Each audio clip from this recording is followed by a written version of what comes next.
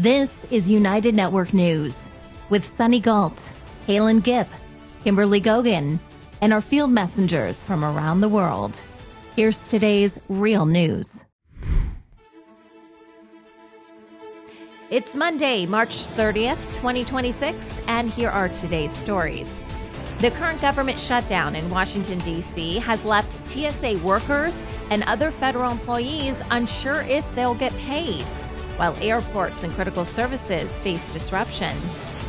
Full coverage auto insurance might not protect you from everything. Hailstorms, floods, and other natural disasters can still leave your wallet hurting. In classrooms across the U.S., laptops hum and tabs pop up everywhere. But studies show all this high tech might not actually help students learn more. A new AI experiment is animating old family photos everywhere, turning childhood memories into short, sometimes eerie videos, bringing homes across the globe to life in a strange way. In Victoria, Australia, local weather often doesn't match the forecasts, making people question how reliable AI-based models really are. In rural communities across the U.S., getting access to an ER or ambulance can take hours.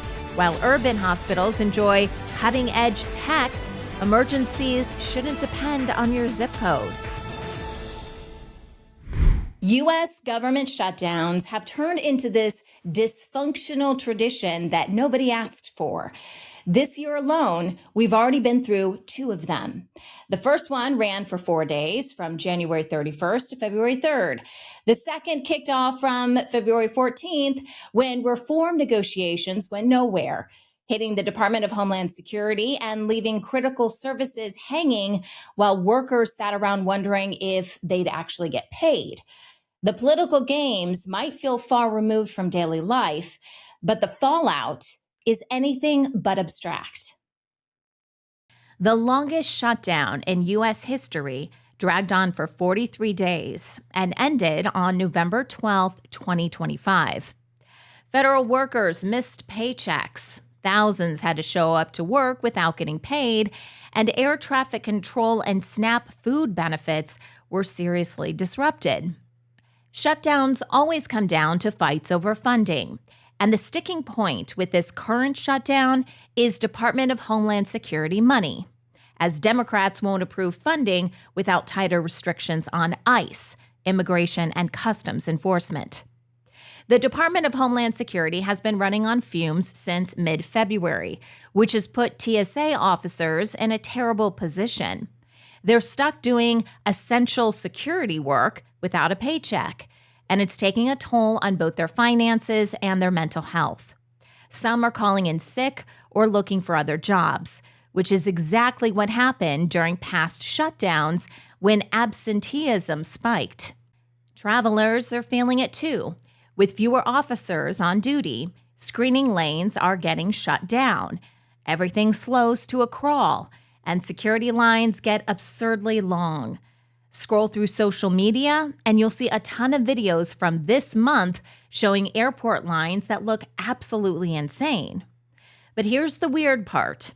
Despite all the issues it's creating, this latest shutdown hasn't exactly been dominating the news cycle. Makes you wonder what's really going on. And did y'all know that the government is currently shut down and has been shut down for weeks now? The only reason I know that is because one of my clients is the TSA agent and they have not getting paid, and they're on their 3rd check of not getting paid. So everyone who's going to the airport and your stuff is backed up and your flights and stuff are delayed, the air traffic control, TSA, none of those people are getting paid. And you know why they're not getting paid? Because there is a freeze on the government, because Donald Trump has tied the ICE budget to Homeland Security budget, and they're fighting over it. And no, none of the news is actually covering that the government is shut down yet again. But they're not even talking about how the politicians are still getting paid while the government is shut down for the umpteenth time since Trump's presidency, and that the TSA, air traffic control, things that matter to us are being linked to ICE, because if you vote yes to air traffic control and TSA, you're voting yes to the ICE budget, which he has already spent billions on a war that we didn't ask for. and already on the ice budget, not to mention commercials and lobster and shrimp. TSA workers are classified as essential employees, so they have to keep showing up even though they're not getting paid. They're told they'll eventually get back pay, but that doesn't help when rent is due now. A lot of officers are saying the financial pressure is brutal. They're burning through savings, borrowing money, struggling to cover basic expenses. Also, the workplace stress is climbing as staffing shortages increase everyone's workload. Some officers are reportedly hitting a breaking point, trying to juggle unpaid work with high responsibility. You could see this happening in mid-March, when way more officers started calling in sick. The ongoing partial government shutdown is hitting airport security workers hard, and some TSA employees say they're now sleeping in their cars because Congress has not passed funding for the Department of Homeland Security. Roughly 50,000 TSA workers are currently working without pay. Many federal employees received only a partial paycheck at the end of February, and this week they are expected to miss their first full paycheck. Some workers say the financial strain is already severe. One TSA employee told reporters that many workers now have bank accounts at zero or negative balances, with some struggling to afford food, gas, or even childcare. As a result, some officers are reportedly sleeping in their car or staying near airports to save money on gas and living expenses. The shutdown is also beginning to affect airport operations. Reports say more than 300 TSA employees have already left the agency, while absences at some airports have reached double-digit percentages. At certain airports, staffing shortages have led to hour-long security lines during the busy spring break travel season. Meanwhile, some airports have started food drives and donation programs to help support unpaid TSA workers. Long security lines don't just annoy passengers, they create real problems like missed flights and overcrowding. For TSA workers, dealing with frustrated travelers who have no idea the officers aren't even being paid just adds another layer of stress. That lack of understanding often leads to tense confrontations, which makes an already tough job even harder emotionally. Government shutdowns keep happening over and over, and honestly, it's unfair. Federal workers and the public both pay the price. You have to wonder, how fast would Congress resolve these funding fights if their own paychecks got frozen too? Maybe then they'd understand the urgency of the situation.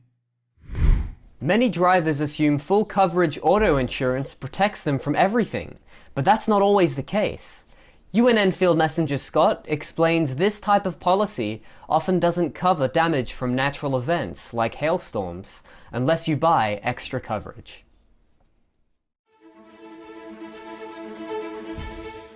Hello, I'm Scott from Utah, Field Messenger for UNN. In the U.S. today, we have a major concern about vehicle insurance and the concept and the meaning of full coverage insurance for the consumer. So what is full coverage insurance for the consumer? Full coverage insurance is literally comprehensive insurance and collision insurance. But everybody understands collision insurance. Accident happens and your car's no good. That's collision insurance. That's covered. Everybody comprehends that. Comprehensive insurance is strictly the list the insurance provider provides of what they consider comprehensive, of what they're willing to give to the comprehensive side of your vehicle for coverage. And that's theft and fire. If it doesn't specify in the comprehensive section that it's covered for hailstones, damage from natural events, because down there in the Grinch closet, 90% of the time, it says anything natural from God is not covered. So what's natural from God, right? Lightning, hailstones, a mini tornado or, a hurricane. These events, the insurance companies gets out of that. They're only going to cover what's on their list. And that is theft and fire. If you specify, I live in this zone over here where we get hailstones, they might offer that to you for an additional fee. So that'll raise your rates. That's your full coverage package. Thank you for listening. My name is Scott from Utah, field messenger for UNN. Bye for now. Walk into a classroom today, and it's more like a little tech center. Laptops are humming and tabs are popping up everywhere. Technology didn't just arrive in schools, it took over. But here's the thing. Recent studies show that all this tech isn't actually helping students learn more. It didn't happen overnight. Around the mid-2010s, schools started giving every student a device, often a Chromebook. They were cheap, easy to manage, and worked well with Google's tools. By 2017, Chromebooks made up more than half of all classroom devices in the U.S. Then COVID hit. Overnight, classrooms went virtual. Students logged in from home, teachers scrambled to teach online, and platforms like Google Classroom and Zoom became essential. Tech companies didn't just benefit, they thrived. According to government data, by 2024, the U.S. had spent more than $30 billion distributing laptops and tablets to students nationwide. Suddenly, having a screen in front of every student wasn't just an idea, it was a lifeline. Even with all the technology in classrooms, research shows it hasn't really improved learning. We've had data for over 60 years, over half a century, on what happens when tech goes into schools. Unfortunately, it's been bad for 60 years. My name is Dr. Jared Cooney-Horvath, and I am a neuroscientist who focuses on human learning, memory, and attention. A test called the Program for International Student Assessment has found that scores have declined globally in reading, math, and science for more than a decade. You always see declines in scores when kids use tech more. And the more countries invest in tech, the faster those scores start to go down. And in the US, fewer than 30% of 8th graders last year were proficient in reading and math. If you ever see a teacher who's been in a classroom for over 20 years, they will flat out tell you kids are learning less, memory's down, attention's down, general IQ's down. The only thing up is ability to process visual scenes.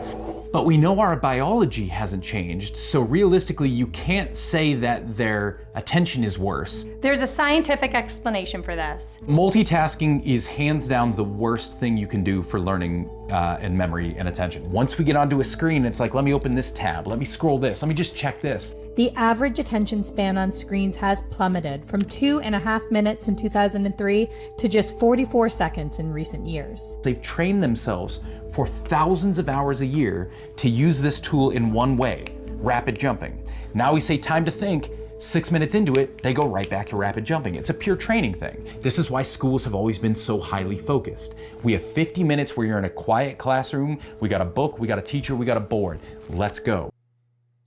There are a few big reasons all this classroom technology isn't automatically helping students learn.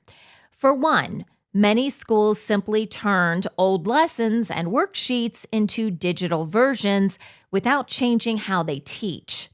So the learning approach stayed the same even if the tools changed. Technology can personalize lessons and offer interactive features, but it can't replace the connection between teachers and students, leaving some kids feeling more isolated or less engaged. Also, laptops and tablets are full of distractions. Social media, games, and endless tabs can easily pull even the most focused students off task, making it hard for them to stay on track with their learning. Switching up the way students learn can make a big difference, and one of the best real-world examples of this is the language learning app Duolingo. Instead of treating learning as a chore, Duolingo turns it into bite-sized, game-like lessons that millions of people actually stick with. The platform says they now have more than 135 million monthly active users and more than 50 million daily learners. And it generated more than $1 billion in revenue in 2025 as its popularity keeps growing. We've managed to get people to want to learn a language by using the same techniques that mobile games and social media use to get people engaged. And this is a really important point. Let me say this. I don't actually believe that there's a way to make an educational app be as engaging as something like TikTok or Instagram or mobile games. But the good news is that, and by the way, the reason I don't believe that is because ultimately you have to teach people something, and it's hard to compete with like cats and celebrities. But the good news is that I don't think you have to. See, here's the thing. When you're learning something, you get meaning out of it. Whereas when you're scrolling for 2 hours on Instagram, a lot of times afterwards, you feel like you just wasted your time. So I think it's actually okay if your educational product is only 80 or 90% as engaging as something like TikTok, because the other 10 or 20% will be provided by people's internal motivation, though of course, not much more than that. This is really a key point. If you want to get people to do something meaningful, you can use the same techniques that apps like social media use to get people to do it. And even if you're not as engaging as those apps are, you can still get hundreds of millions of people to use your product. In the case of Duolingo, for example, there are more people learning languages on Duolingo in the United States than there are people learning languages across all US high schools combined. The real problem isn't just how we teach, it's what we're teaching. Our schools are struggling, and even the best tech can't fix it if students aren't interested. Most kids find school boring, and they have little say in what or how they learn. Changing formats helps, but real engagement comes when students have a voice in their education. That's where true learning begins. Maintaining a women's healthy balance requires so much more in the 21st century than ever before. We care for our families, businesses, relationships, and so much more. Sometimes this leads to stress, long days, excess screen time, hormone imbalances, and nutrient gaps, which can slowly drain your energy and throw your body out of balance. That's why New Earth Innovations created Women's Daily Multivitamin, a complete 8-in-1 daily formula to help you meet the demands of a busy lifestyle. Our complete formula not only meets a woman's daily needs of vitamins and minerals, we also added probiotics for digestive health, our eye support formula to improve eye health often affected by too much screen time, bio-enhanced vitamin C and probiotics to support your immune and digestive systems, bioactive vitamin K2 and vitamin D3 to support bone density and cardiovascular health, and our longevity blend, featuring NAC, CoQ10, alpha-lipoic acid plus turmeric to support metabolic health, cardiovascular health, detoxification, and healthy aging.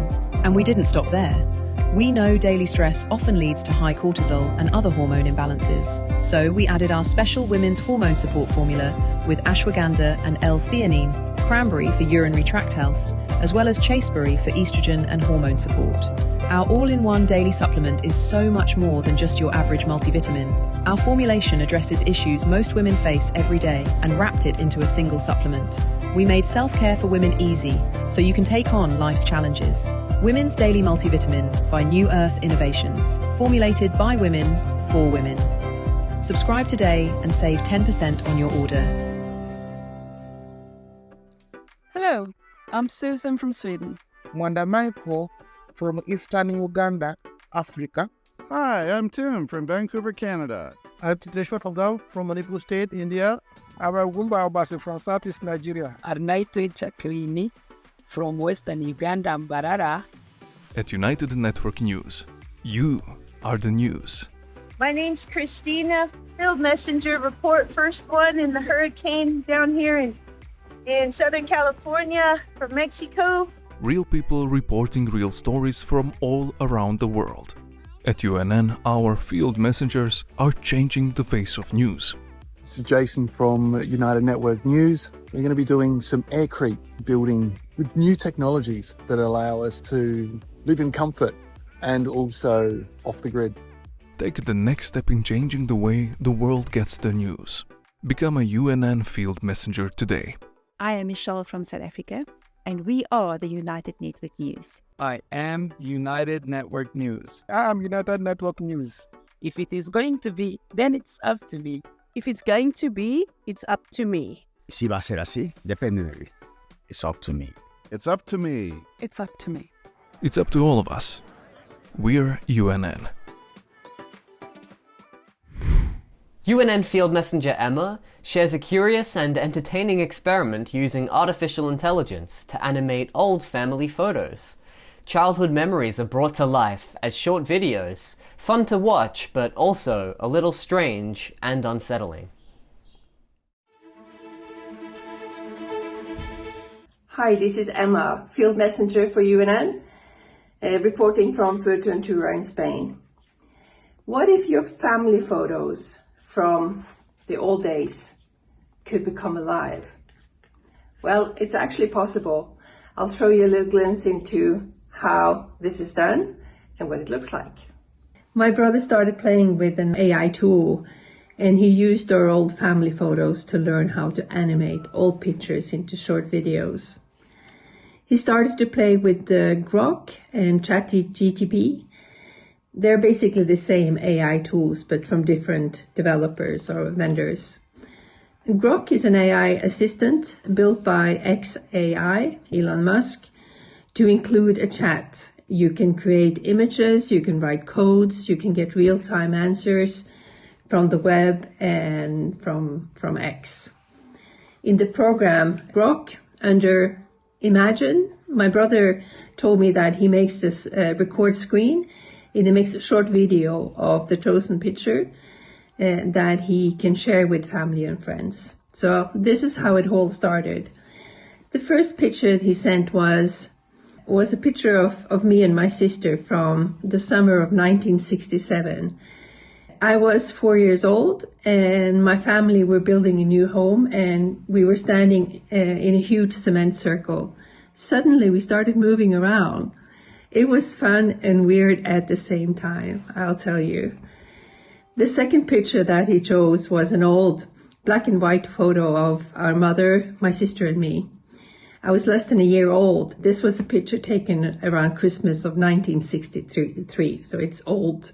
He made this old picture into a short video, and it was unbelievable that this is even possible. The last picture was a good childhood memory. 4 friends sitting outside in the garden. We were all around 7, 8 years old. Suddenly everybody was laughing and moving around. This was hilarious. My thoughts about this is that it felt weird seeing myself and friends moving around on an old picture from childhood. But as we started moving in the short video, I do not recognize our faces anymore as the AI takes over. It feels like this is not us anymore. This is fake. However, it was a fun experiment and it did make us laugh a lot. Hope you like this entertainment. Thank you for watching and see you next time. Bye. UNN Field Messenger Julie from Victoria, Australia, shares her observations of changing weather patterns, noting how local conditions often differ from forecasts on weather apps, raising questions about the accuracy of AI-based weather models.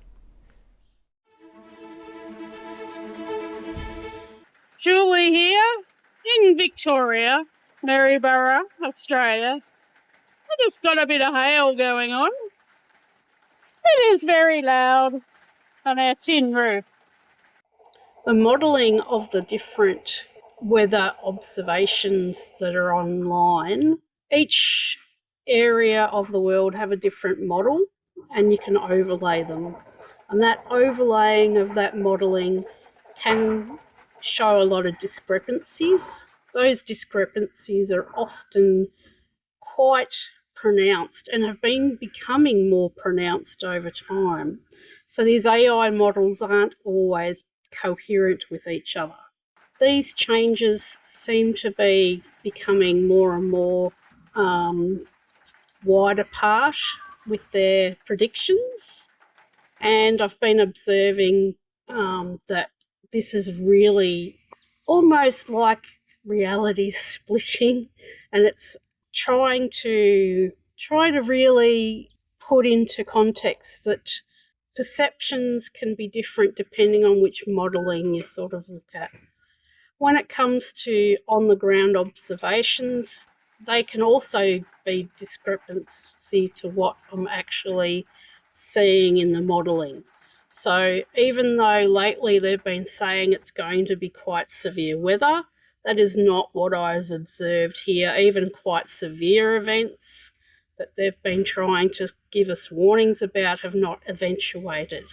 So our weather here has been quite mild and tame compared to what they're actually trying to alert us to.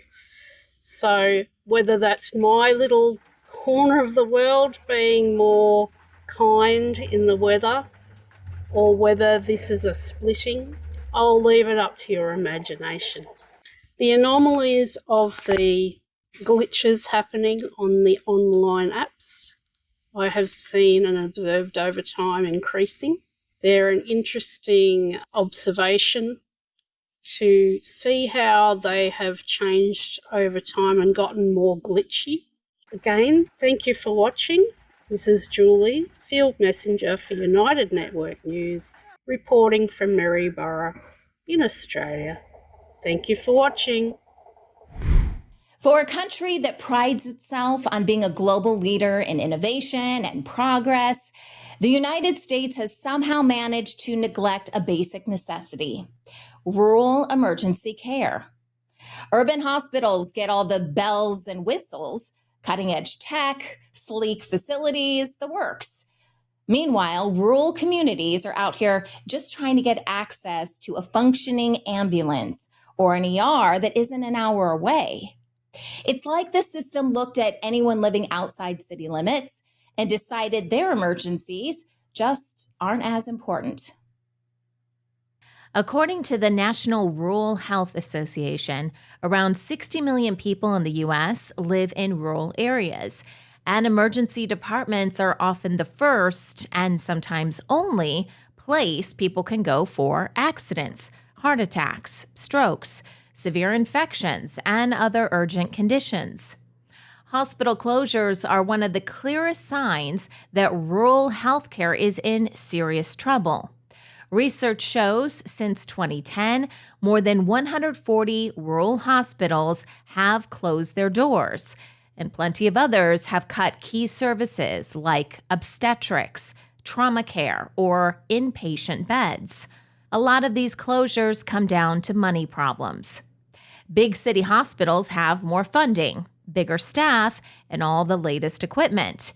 Meanwhile, rural hospitals are working with smaller teams and way tighter budgets. A lot of them are also treating patients who tend to be older, poorer, and more reliant on public insurance. Well, the simple reason that rural hospitals are losing money is because they're not paid enough by health insurance plans to cover the cost of delivering services in rural areas. Hospitals can make money in a few different ways, but the largest one is fairly obvious: fees for their services, inpatient and outpatient care. While small-town hospitals have less patients than their urban counterparts, though, they are typically reimbursed at the same rate for the same services, which is a problem because the cost per patient is higher in the small rural hospitals.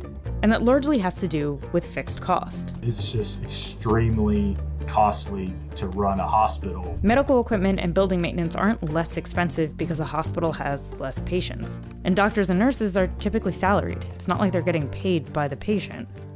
All in all, in terms of fixed costs, it's not cheaper to treat a heart attack or a broken arm in rural Texas than it is in Dallas or Austin. There are really two ways a hospital can get reimbursed for care: private insurance, like, Blue Cross, Blue Shield, Cigna, United, and public insurance, like Medicare and Medicaid. Data from the KFF found that Medicare covered a larger share of inpatient care in rural areas, which, according to the American Hospital Association, only reimbursed 83 cents for every dollar spent on inpatient care. That's collectively billions of dollars lost year after year. In many rural areas, there's only one hospital serving an entire county or even a bigger region. If that place shuts down or scales back, people are stuck driving long distances just to get to an emergency room. Staffing is another nightmare. Rural hospitals can't seem to hang on to doctors, nurses, paramedics, or specialists. Physicians gravitate towards cities where they can make more money, have better career options, and actually have colleagues to network with. Then there's geography. Long distances, bad roads, not enough ambulances, all of that slows down emergency response times. In some really remote spots, people have to rely on air ambulances, which cost a fortune and can't fly in bad weather. Because emergency services have to cover such huge areas, response times in rural communities are way longer than in cities. For things like heart attacks, strokes, or serious injuries, even a few extra minutes can be the difference between life and death or permanent disability. Well, it is timely access to emergency care. There was a study that was done recently, and it's first of its kind. What it showed, it looked at patients and the impact of time that it takes to get from their house, from their door to the emergency room. There's a lot of studies that look at when you arrive in the ER and look at time frames, door to EKG time, door to doctor time. There hadn't been many studies looking at the time you leave your house to how long it takes you to get to the ER. Yeah. And the study was a couple of 100,000 patients that it tracked. And it showed that the longer the travel time, higher likelihood you're going to have surgery, higher likelihood you're going to have surgical complications, higher likelihood you're going to be admitted, longer length of stay, all these indicators that said you need to have ERs close by. And by the way, what they were looking at is getting to any ER. It didn't make any difference if that ER, even in a rural ER that didn't have a surgeon on site and couldn't provide the surgical capabilities, for example, that didn't matter. They were just looking at how long it took you to get to the ER to get evaluated and stabilized. So that time is of the essence of getting in, when you're having an emergency to get to the ER. When a rural hospital closes, it's not just emergency care that disappears. People lose access to routine checkups, maternity services, basic tests, all of it. And the economic hit is brutal. Hospitals are usually one of the biggest employers around, so when they shut down, jobs vanish, and the whole local economy takes a beating. The Center for Healthcare Quality and Repayment Reform estimates it could take about $6 billion a year to keep these struggling hospitals afloat. That's pocket change compared to what the U.S. already spends on healthcare. Keeping rural hospitals open is probably cheaper in the long run than dealing with the fallout from delayed treatments and people skipping preventative care because there's nowhere to go. Fixing this is going to take effort from all sides. People and businesses need to push private insurers and state Medicaid programs to pay small hospitals fairly. Rural hospitals, for their part, need to be transparent about their costs so people can trust them. The government could help too, maybe by setting up a Medicare payment system that actually keeps these essential services running long term. At UNN, you are the news. Get involved by joining our weekly Field Messenger meetings. Visit unitednetwork.earth to learn more. Remember, if it's going to be, it's up to me.